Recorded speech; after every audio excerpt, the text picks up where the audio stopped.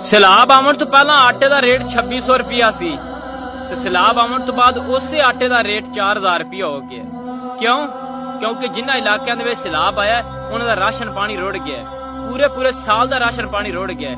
ਇਸ ਵਾਸਤੇ ਆਟੇ ਦੀ ਕੀਮਤ ਜ਼ਿਆਦਾ ਹੋ ਗਈ ਹੈ। ਸੈਲਾਬ ਆਉਣ ਤੋਂ ਪਹਿਲਾਂ ਸਬਜ਼ੀਆਂ ਬਹੁਤ ਸਸਤੀਆਂ ਸਨ, ਸੈਲਾਬ ਆਉਣ ਤੋਂ ਬਾਅਦ ਸਬਜ਼ੀਆਂ ਦਾ ਰੇਟ ਬਹੁਤ ਜ਼ਿਆਦਾ ਹੋ ਗਿਆ। ਕਿਉਂ? ਕਿਉਂਕਿ ਜਿਨ੍ਹਾਂ ਇਲਾਕਿਆਂ ਦੇ ਵਿੱਚ ਸੈਲਾਬ ਆਇਆ ਉਹਨਾਂ ਦੀ ਸਬਜ਼ੀਆਂ ਵੀ ਰੁੜ ਗਈਆਂ ਨੇ। ਸੈਲਾਬ ਆਉਣ ਤੋਂ ਪਹਿਲਾਂ ਕਿਰਾਏ ਦੇ ਮਕਾਨ ਦਾ ਕਿਰਾਇਆ ਬਹੁਤ ਘੱਟ ਸੀ, ਸੈਲਾਬ ਆਉਣ ਤੋਂ ਬਾਅਦ ਕਿਰਾਏ ਦਾ ਵਾਲੇ ਮਕਾਨ ਦਾ ਕਿਰਾਇਆ ਬਹੁਤ ਵੱਧ ਗਿਆ। ਕਿਉਂ? ਕਿਉਂਕਿ ਲੋਕਾਂ ਦੇ ਘਰ ਰੁੜ ਗਏ ਨੇ। ਹੁਣ ਘਰ ਦੀ ਜ਼ਰੂਰਤ ਹੈ। ਸਾਡੇ ਮੁਲਕ ਦੇ ਵਿੱਚ ਜਿਸ ਚੀਜ਼ ਦੀ ਜ਼ਰੂਰਤ ਹੁੰਦੀ ਉਹਦਾ ਕਿਰਾਇਆ ਉਸ ਤੋਂ ਜ਼ਿਆਦਾ ਹੋ ਜਾਂਦਾ ਹੈ, ਉਹਦੀ ਕੀਮਤ ਉਸ ਤੋਂ ਜ਼ਿਆਦਾ ਹੋ ਜਾਂਦੀ ਹੈ। ਕਿਉਂ? ਸਾਡਾ ਪੂਰਾ ਮੁਲਕ ਹੀ ਡੁੱਬਿਆ ਹੋਇਆ ਹੈ, ਕੁਝ ਪਾਣੀ ਦੇ ਵਿੱਚ ਔਰ ਕੁਝ ਬੇਈਮਾਨੀ ਨਾਲ।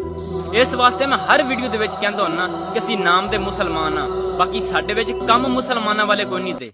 حي على الصلاة